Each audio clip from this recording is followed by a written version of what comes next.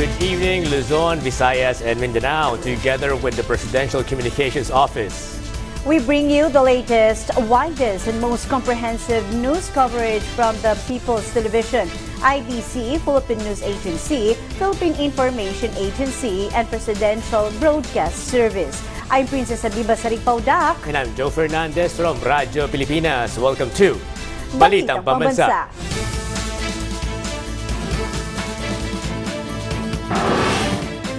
Tonight's headlines. President Ferdinand R. Marcos Jr. says the government is on track in helping food-poor families in the country. President Ferdinand R. Marcos Jr. orders the Energy Regulatory Commission to study the possible implementation of electricity bill moratorium in areas placed under state of calamity. Local government units are urged to use the Mines and Geosciences Bureau's geohazard map to bolster their disaster preparedness measures. The Department of Energy calls on the public to practice energy-conscious travel during the commemoration of All Saints' Day and All Souls' Day. The Philippine rescue team wins at the International Rescue Challenge 2024 held in Pakistan. President Ferdinand R. Marcos Jr. believes the government is taking the right path when it comes to addressing the country's hunger problem. In fact, the leader of the land says his administration is on track to effectively help Filipinos who are experiencing food poverty. Data showed from 1 million food-poor families went down by 300,000, which can be primarily attributed to the Marcos administration's food stamp program. Because of this, the government eyes to cover an additional 300,000 household beneficiaries next year and another 400,000 by 2026, which will be implemented in 10 regions and 22 provinces. More than 182,700 have been verified, nearly 90,000 of whom have benefited from the flagship program on hunger thus far. For those severely affected by Christine, any form of relief from financial burden would be very welcome. Thus, to further ease their suffering, the government is mulling the imposition of a temporary moratorium on electricity bills payment, possibly until December of this year. PTV's Kenneth Paciente has more.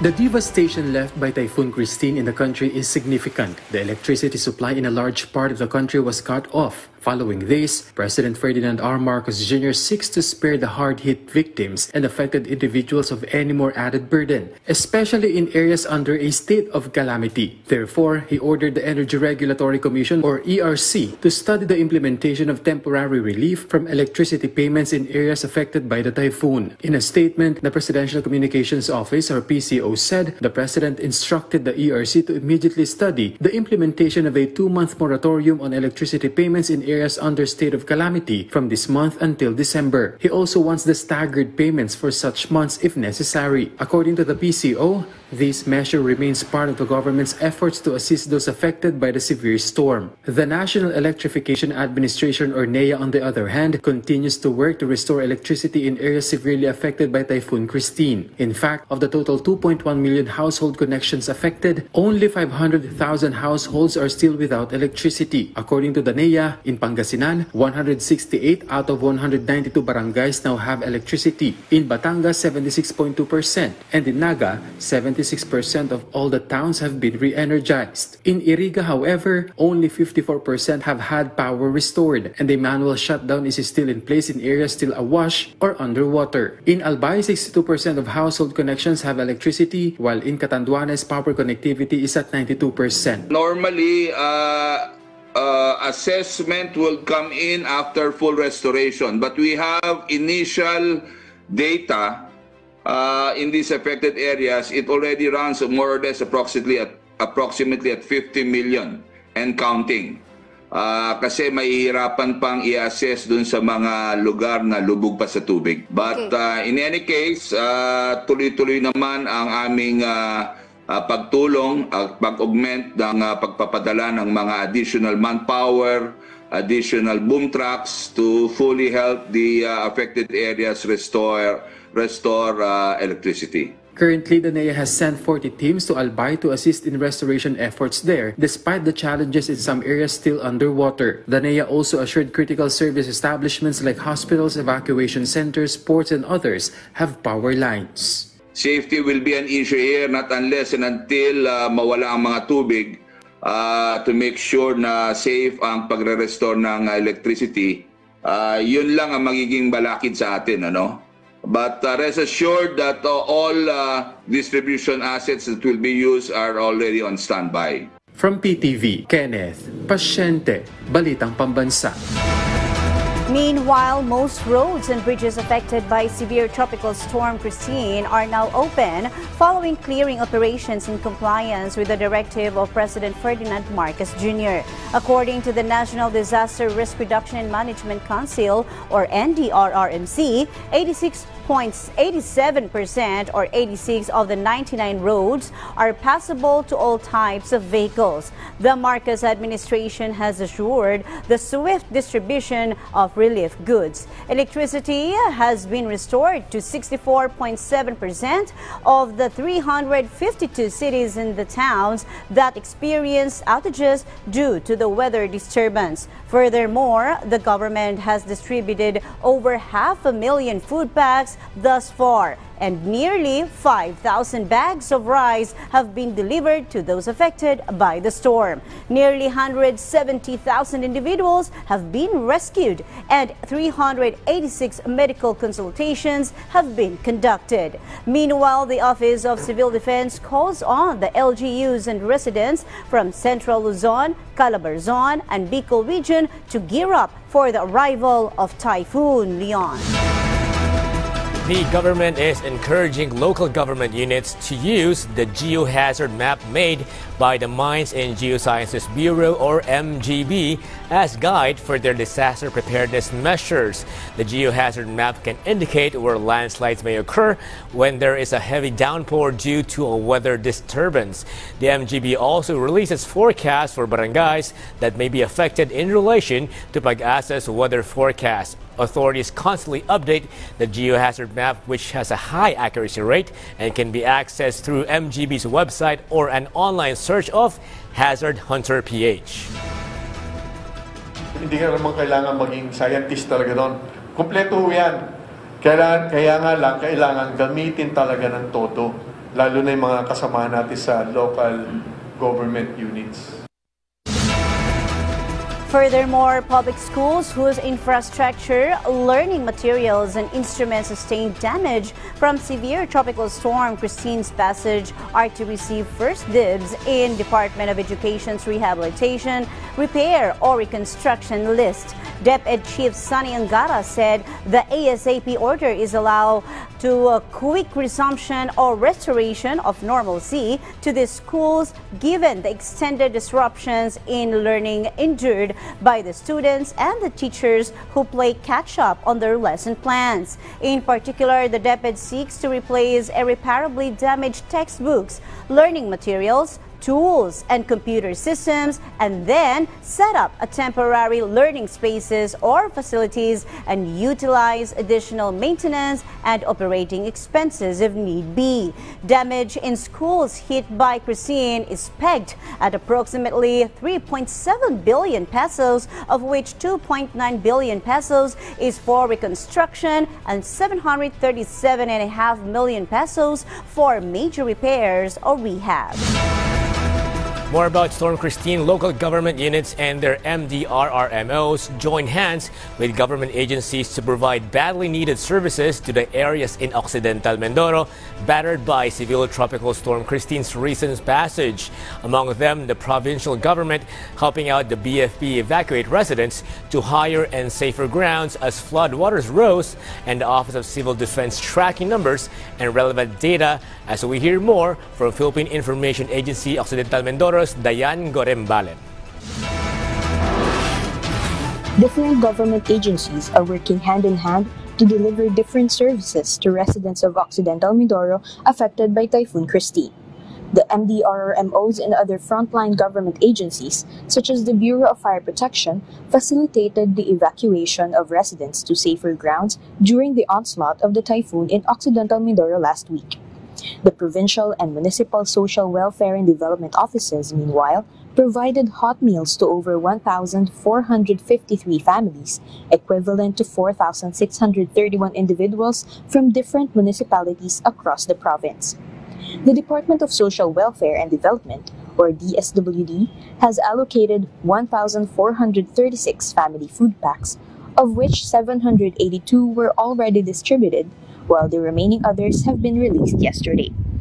DSWD Mimaropa also reported that for non-food items, it was able to distribute 7 modular tents, 30 family kits, 60 sleeping kits, 32 hygiene kits, and 5 laminated sacks.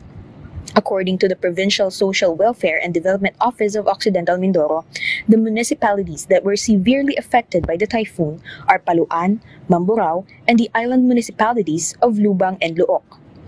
Albert Dimaano, Paluan Local Disaster Risk Reduction and Management Officer, said that 40% of the town's residential areas were submerged due to heavy rains brought by Christine.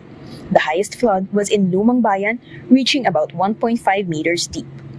In the Office of the Civil Defense Mimaropa's latest report, evacuated families in the province reached 1,453 families, or 4,631 individuals due to the typhoon. As of October 28, 2 families in Luok and 8 families in Calintaan remain at evacuation centers, the LGU reports. From Philippine Information Agency Occidental Mindoro, Diane Francis C. Gorandalen for Balitang, Pambansa. Meanwhile, the Department of Human Settlements and Urban Development, or DHSUD, has started the distribution of unconditional cash assistance to victims of severe tropical storm Christine in Albay.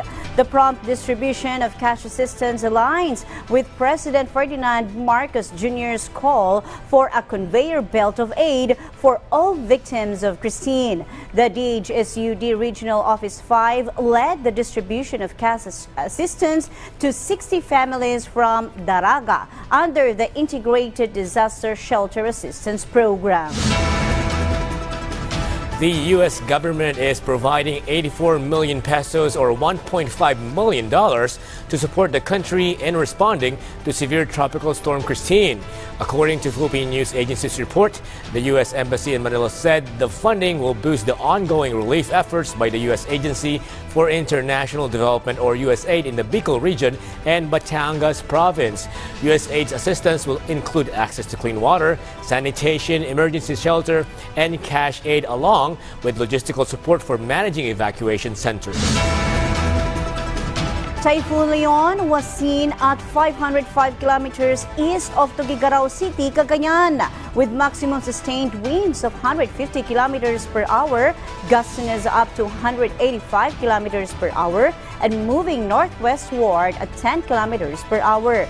Batanes, Cagayan, Ilocos Norte, Apayao, Kalinga, Abra, and Isabela will have a stormy weather. Rains with gusty winds will fall on the rest of Cagayan Valley, the rest of Cordillera Administrative Region, Ilocos Sur, La Union, Aurora, Nueva Ecija, Quezon, Camarines Norte, Camarines Sur, Catanduanes. Meanwhile, Albay and Sorsogon, cloudy skies with scattered rain showers and thunderstorms will be felt in Metro Manila, Visayas, and the rest of Luzon, brought about by the trough of Leon. Meanwhile, Mindanao will experience partly cloudy to cloudy skies with isolated rain showers or thunderstorms due to localized thunderstorms. Up next, the Parañaque Integrated Terminal Exchange for PITX's preparation for the observance of Undas. The Philippine rescue teams triumph at the International Rescue Challenge. This and other news when Balitang Pambansa returns.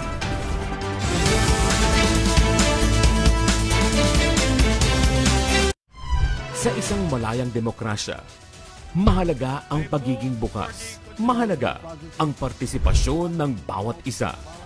Dahil karapatan ng lahat na makibahagi sa mga usapin.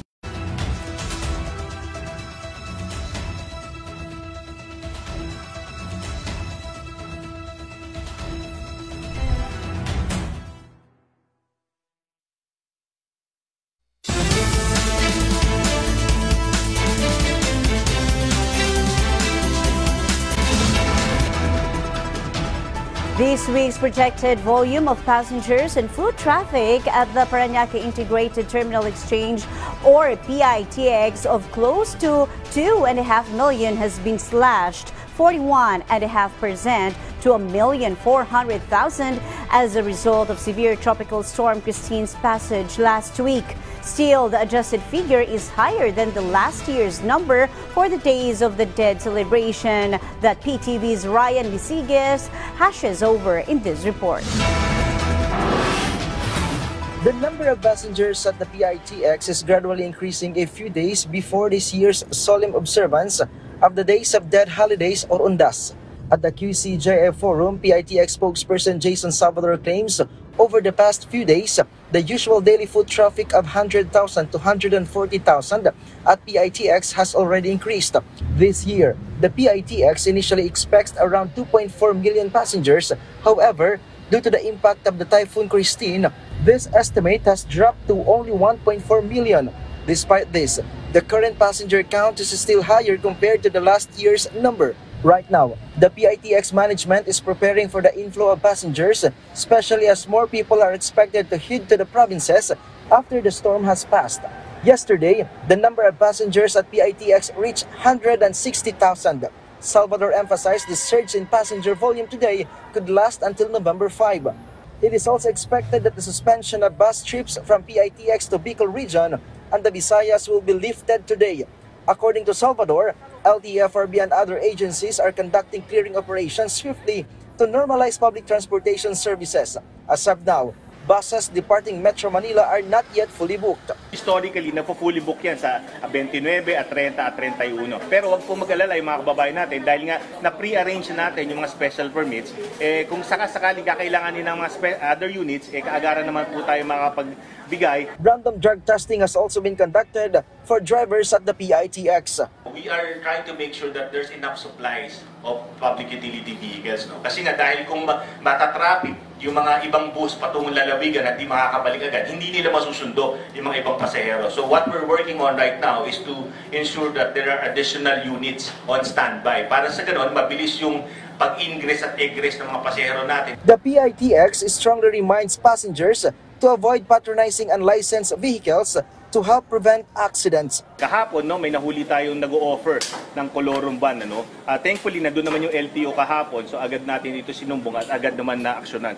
Ang paalala natin sa mga kababayan natin, lalo na sa ganitong passenger season, iwasan natin na tumangkilik ng mga kolorum operations. From PTV, Ryan Lisiges, Balitang, Pambansa.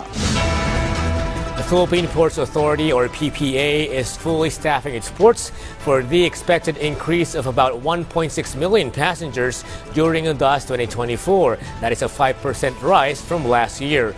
All leave requests for staff from October 23 to November 4 have been disapproved to ensure safety and smooth operations. Last year, the Panay-Guimaras port had the highest passenger traffic. Ports remain operational and relief efforts are prioritized in heavily affected areas with supplies delivered to storm-hit Naga City. At Batangas Port, a new entrance will help passengers avoid scalpers. General Manager Jason Chago reminded travelers that travel insurance is not required when buying tickets.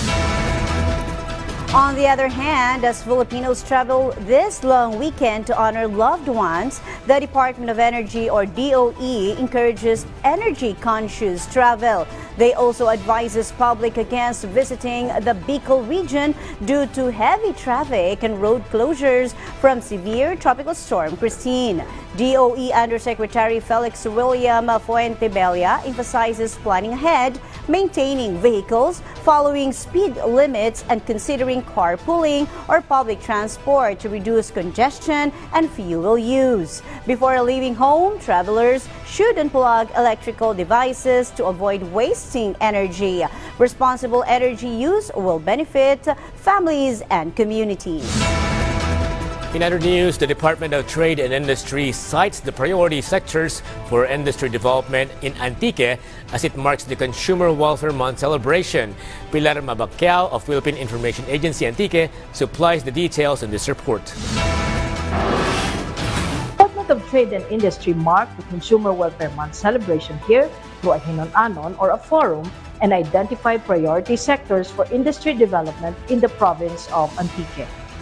Processed fruits and nuts, bamboo, coffee, cacao, muscovado sugar, cocoa-based products, wearables, particularly the locally woven cloth patajong and other accessories, are among the priority sectors highlighted for development in the province. DTI also mentioned the priority programs for salt makers, as the province is known for its traditional salt-making method of solar drying.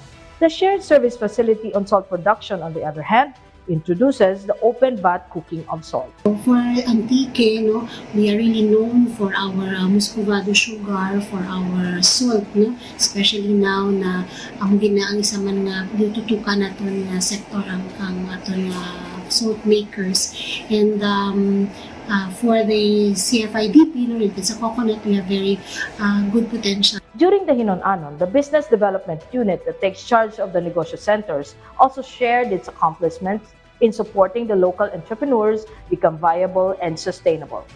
Small Business Corporation, a financing arm of DTI for micro, small, and medium enterprises, also presented its programs and services. We have priority ng mga sectors or industries that the DTI assists. DTI also conducts regular market monitoring and inspections of establishments to ensure they comply with the product standards. From PIA Antique and Western Visayas, Pilar Mabakyao for Balitang, Pambansa. One of the best ways to help a particular sector is by giving them a better chance to afford quality education, which is exactly what a party list group and a school is doing, as they are providing scholarships to overseas Filipino workers. PTV's Bien Manalo tells us more. One Filipino's worldwide party list and University of Perpetual Help System Delta Las Piñas campus have joined forces in granting 50% scholarships at the graduate school level for overseas Filipino workers and their family members. These graduate school scholarships aim to hone their student skills and abilities and to compete globally. Once you finish the masteral, you can go and apply for any job na mas sigurado tayo na malaki ang magiging salary nyo at remuneration ninyo dahil malaki po ang magiging sweldo ninyo. This is part of the school's 50th or golden anniversary celebration. Some of the graduate school programs that scholar beneficiaries can enroll in are related to education, business, nursing, and public administration. We are celebrating our 50th golden anniversary, and this is our way of giving back to society. Commitment to empower the resilient and remarkable overseas Filipino workers. School, we will do whatever we can to support your OFW movement. The program is open to all OFWs who want to avail of the scholarship. There will be an orientation first in November or December before the program starts next year. At tayo po'y nakakasigurado na kayo po ay mas i-improve po ang inyo pong kabuhayan after your masteral. Makakatulong po kayo sa inyong mga pamilya. Scholarship beneficiaries must be officially endorsed by the OFW party list and the Department of Migrant Workers. One of the requirements for scholarship applicants is an OFW party list membership card, a bachelor's degree from reputable institution recognized by the Commission on Higher Education, an official diploma, a transcript of records, and pass grade in the UPHSD entrance exam. Resumes and applications can be personally submitted to the OFW party list office in Parañaque City. From People's Television Network, Bien Manalo, Balitang Pambansa. First Lady Luis Eliza Araneta Marcos warmly welcomed the delegates attending the three-day International Conference on Women, Peace and Security, or ICWPS, in Manila. Based on the information gathered by the Philippine News Agency during the opening ceremony, the First Lady shared the country is honored to host an event of such importance, emphasizing the nation's dedication to advancing women, peace and security, or WPS agenda. Furthermore, she also encouraged participants to actively engage in the discussions and share their unique experiences in implementing the WPS agenda in their respective countries. frequency and gravity of the natural calamities that hit the country have shaped government's disaster response to the point of mastery at the professional and scientific level. Thus, it came as no surprise how the OCD and BFP rescue teams simply crushed the competition in a recent international contest in disaster response held in Pakistan. Philippine Information Agency Eastern Visayas' Rayan Arinto has the report. The Philippines' unique geographical location exposes it to a range of natural disasters, including earthquakes, typhoons, volcanic eruptions, floods, and landslides. As the frequency and severity of these events increase, the demand for skilled emergency response teams has never been more critical. The Office of Civil Defense and the Bureau of Fire Protection's Special Rescue Forces from the Eastern Visayas and Bicol regions recently showcased their expertise at the International Rescue Challenge 2024 in Lahore, Pakistan. The Philippine team engaged in various simulated emergency scenarios, demonstrating their skills in search and rescue and emergency management. Jonathan Calvara, technical consultant for the Office of Civil Defense, highlighted that this event was more than just competition.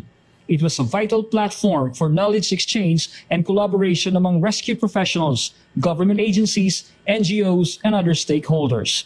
Sabi ko nga, pwede ito natin ma-relay doon sa national government to as a benchmark to improve our rescuers, lalo na, as may mentioned kanina by Director Agabe, that we are, kumbaga yung Philippines is the most disaster risk na country. So I think this is also a preparation for us to have some action if the big one happen. During the International Rescue Challenge, the team secured impressive achievements. First runner-up in the confined space extrication, first runner-up in the Fire Fitness Challenge, and overall first runner-up for the entire event. OCD Regional Director Lord Byron Toricarion added that the event fostered mutual learning and cooperation in emergency response across borders.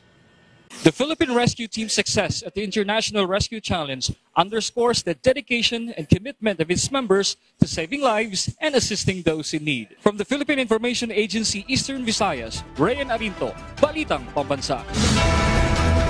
And that concludes our rundown of the latest, widest, and most comprehensive news and information from all across the nation. From Radyo Pilipinas, I'm Joe Fernandez. This is your trusted news source, always ready to inform and serve the Filipino people. Catch Balitang Pambansa again tomorrow at 7 a.m., 12 noon, 6 p.m., and 9:30 p.m. for more updates and developments. From Radyo Pilipinas, I'm Princess Habiba Saripaudak, and this is Balitang Pambansa.